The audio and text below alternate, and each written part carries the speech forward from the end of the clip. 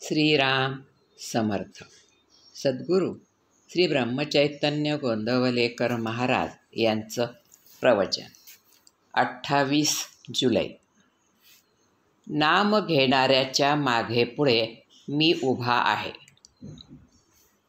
गूढ शोधून काढण्याकडे मनुष्याची नेहमी प्रवृत्ती असते. कोकणामध्ये पाण्याचे झरे आढळतात.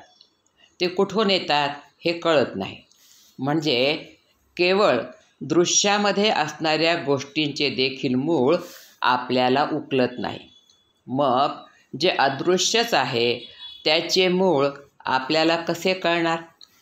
मी बोलतो कसा, माझे मन कुठून येते हे देहबुद्धीत राहणाऱ्याला कळणे कठीण आहे. नामामध्ये जे स्वतःला विसरले त्यांनाच मी खरा कळलो.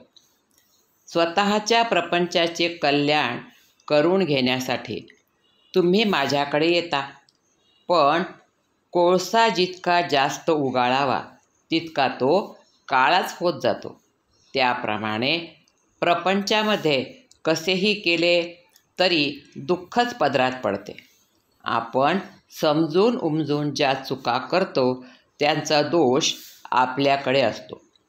न समजता जी चूक होते त्याचा दोष नाही.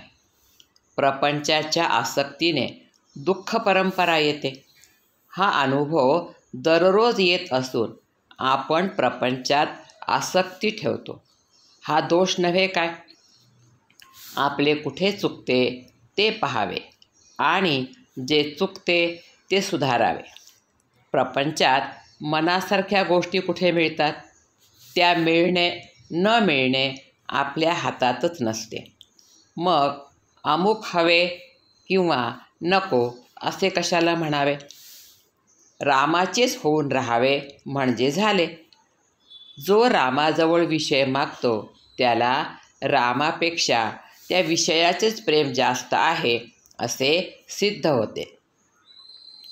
मी तुमच्याकडे येतो, पण मला येण्यासाठी तुम्ही वाट मोकळी ठेवीत नाही.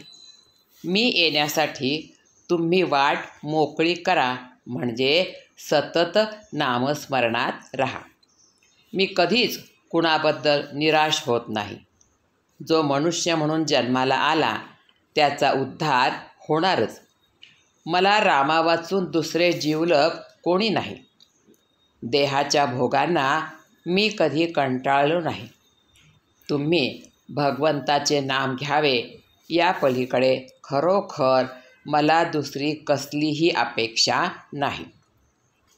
रात्रंदिवस माझ्या माणसांना मी हेच सांगत असतो की वाटेल ते झाले तरी भगवंताचे नाम सोडू नका. जो माझा म्हणतो त्याला नामाचे प्रेम असलेच पाहिजे. जीवनामध्ये तुम्ही घाबरू नका, धीर सोडू नका आणि घ्यायचे झाले तर नामच घ्या. माझा नियम असा आहे की परमार्थाची एकही गोष्ट अशी असता कामा नये की जी व्यवहाराच्या आड येईल. माझ्या गावी पैसा पिकत नाही, पण भक्ती मात्र खास पिकते. ज्याच्याजवळ भगवंताचे नाम आहे त्याच्या मागे पुढे मी उभा आहे. मी तुमच्याजवळ आहेच. तो कसा आहे याचा विचार तुम्ही करू नका. तुम्ही नुसते नाम घ्या, बाकीचे सर्व मी करतो. शुद्धीमध्ये नाम घेण्याची जबाबदारी तुमची आहे. मग झोपेत आणि बेशुद्धीत नाम घेण्याची जबाबदारी माझी आहे. ती मी सांभाळीन. आजचे बोधवचन. जेथे नाम तेथे मी, हा भरवसा बाळगून असावे तुम्ही. जानकी जीवन स्मरण. जय जय राम. श्रीराम समर्थ.